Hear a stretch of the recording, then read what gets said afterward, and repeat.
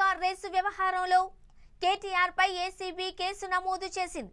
కేటీఆర్ తో పాటు ఐఏఎస్ అధికారి అరవింద్ కుమార్ పై కేసు నమోదు కాగా A1 గా కేటీఆర్, A2 గా ఐఏఎస్ అధికారి అరవింద్ కుమార్, A3 గా హెచ్ఎండిఏ చీఫ్ ఇంజనీర్ బిఎల్ఎన్ రెడ్డిని చేర్చింది ఏసీబీ. గత 10 ఏళ్ల బీఆర్ఎస్ పాలనలో చోటు చేసుకున్న అక్రమాలపై విచారణ జరుపుతాము అని పదే పదే చెబుతున్న కాంగ్రెస్ సర్కార్ ఆ దిశగానే అడుగులు వేస్తోంది. ఇప్పటికే చాలా విషయాలపై ఏసీబీ విచారణ జరుగుతోంది. ఇందులో ఒకటిగా హైదరాబాద్ ఫార్ములా ఈ రేసు కేసు ఒకటిగా ఉంది. మరింత సమాచారం మా ప్రతినిధి కావ్య అందిస్తారు. కావ్య, ఎప్పుడైతే కాంగ్రెస్ ప్రభుత్వం తెలంగాణలో పగ్గాలు చేపట్టిందో సో అప్పటి నుంచి కూడా కాంగ్రెస్ సర్కార్ ఏదైతే గత ప్రభుత్వంలో జరిగిన అవకతవకలకు సంబంధించి సరైన యాక్షన్ తీసుకుంటాము అని చెబుతున్న నేపథ్యంలో ఈ రోజు A1 ఫార్ములా కేసు కూడా ఒకటిగా నిలుస్తోంది. ఇప్పటికే ఏసీబీ అధికారులు A1 గా కేటీఆర్ పేరు FIR లో నమోదు చేయడం జరిగింది. ఎలా చూడాలంటారు? సో స్వర్ణ, అయితే ఈ ఫార్ములా కార్ రేసింగ్ సంబంధించి అయితే 2022లో మొదటిగా మీటింగ్ జరగడం జరిగింది. అయితే 2023లో MOU చేసిర్రు అండ్ ఫిబ్రవరి 10, 11 రెండో తేదీలో సక్సెస్ఫుల్ గా ఈ ఫార్ములా రేసింగ్ అనేది కూడా నిర్వహించడం జరిగింది.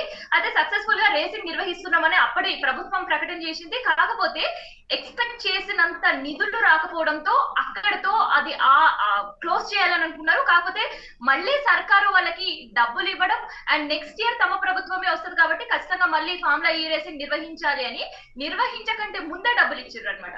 సో ఆ డబ్బుల వల్లనే ఈ ఫార్ములా కార్ రేసింగ్ సంబంధించి ఎప్పుడు నిర్వహణ జరుగుతుంది అని ఫార్ములా ఈ రేసింగ్ సంబంధించిన సంస్థ కొత్త సర్కార్తో మాట్లాడినప్పుడే ఈ ఫార్ములా కార్ రేసింగ్ సంబంధించి దానిపైన సర్కారు దృష్టి పెట్టడం జరిగింది. దీనిపైన ఆరా తీయడం అనేది ప్రారంభించింది. అయితే ఆరా తీసే కంటే ముందు వాళ్ళతో MOU క్యాన్సిల్ చేసింది.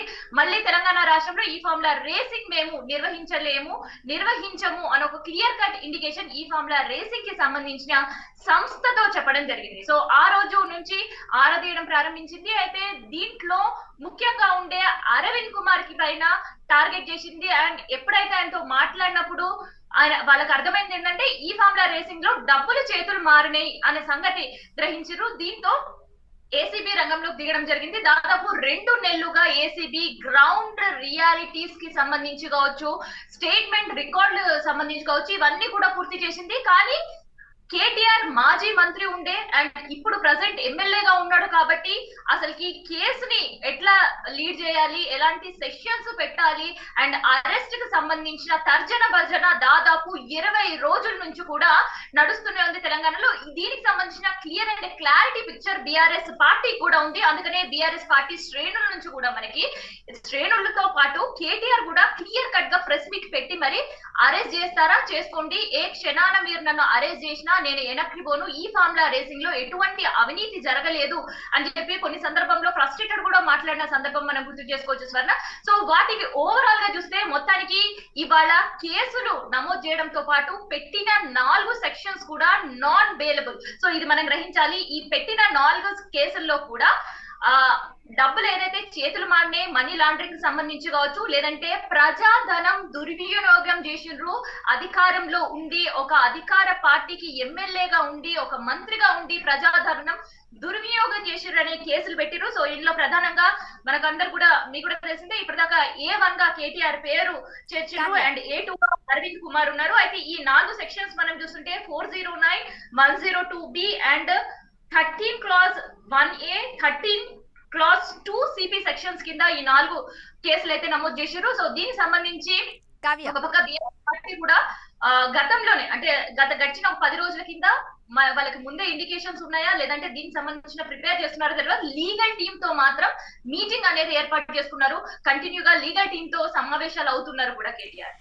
కావ్య, ప్రస్తుతం బీఆర్ఎస్ ప్రభుత్వం టార్గెటెడ్ కేటీఆర్ గా వెళుతున్నది అంటూ కూడా ఒక వర్గం వారు ఆరోపిస్తున్న నేపథ్యంలో ఖచ్చితంగా కేటీఆర్ గారిని అరెస్టు చేయబోతున్నారు అంటూ కూడా వస్తున్న వార్తల నేపథ్యంలో నిజంగా కేటీఆర్ అరెస్ట్ అయ్యే అవకాశాలు ఉన్నాయా? ఒకవేళ అరెస్ట్ అయ్యే అవకాశాలు ఉంటే ఎప్పుడు అరెస్ట్ చేసే అవకాశం కూడా మనకు కనిపిస్తోంది?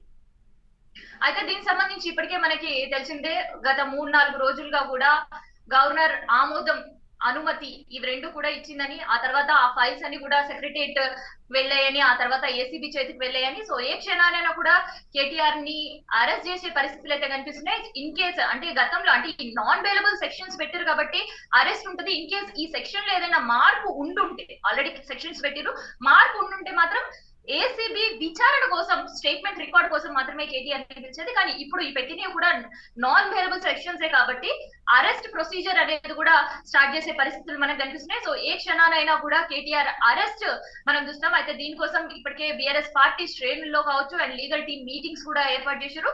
అయితే లీగల్ టీమ్ తో మనం కూడా మాట్లాడినాం. లీగల్ టీమ్ మాట్లాడినప్పుడు వాళ్ళు చెప్తుంది ఏంటంటే మనీ లాండరింగ్ సంబంధించిన కేసులు కావచ్చు, ఈ నాన్ బెయిలబుల్ కేసులు కేటీఆర్ పైన ఎట్లా పెడతారు అండ్ పెట్టారు కాబట్టి ఖచ్చితంగా మేము ఛాలెంజ్ చేస్తాం, ఎఫ్ఐఆర్ క్వాష్ కి కూడా మేము వెళ్తాము అని చెప్పి లీగల్ టీమ్ కి సంబంధించిన లలితారెడ్డి కావచ్చు, మిగతా టీం మెంబర్స్ అందరూ కూడా చెప్తున్న పరిస్థితి స్వర్ణ. Right, thank you Kavya. ఇది A1 ఫార్ములా కేసులో మనీ లాండరింగ్ జరిగింది అంటూ కూడా ఏసీబీ అధికారులు ఆరోపిస్తున్న నేపథ్యంలో A1 గా కేటీఆర్ నుంచితే A2 గా ఐఏఎస్ అధికారి అరవింద్ కుమార్ ఉన్నారు. రైట్, ఇప్పుడు పెట్టిన కేసులు బట్టి మనం చూసినట్లయితే ఇది నాన్ బెయిలబుల్ కేసులుగా తెలుస్తున్న నేపథ్యంలో ఏ క్షణాన్నైనా కేటీఆర్ ను అరెస్టు చేసే అవకాశాలు ఉన్నాయి అని తెలుస్తున్న నేపథ్యంలో దానికి సంబంధించి బీఆర్ఎస్ వాళ్ళు కూడా ఈ కేసును ఛాలెంజింగ్ గానే తీసుకున్నామని చెబుతున్నారు. లీగల్ గానే మేము ప్రొసీడ్ అవుతామని కూడా చెబుతున్న నేపథ్యంలో మరి చూడాలి ఏం జరగబోతోందో.